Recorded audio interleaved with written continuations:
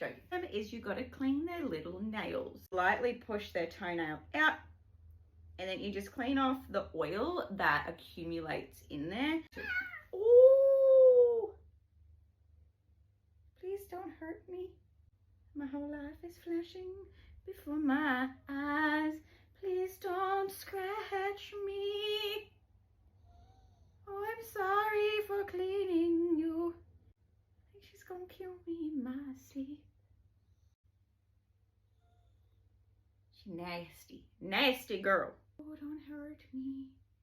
Please don't hurt me. Also need to trim their nails. So don't. They'll cut you like a fish. Gross. So yes, that is it, Miss Peach. She didn't kill me, which is good. This is why it is important to clean your Sphinx cat. Look at that.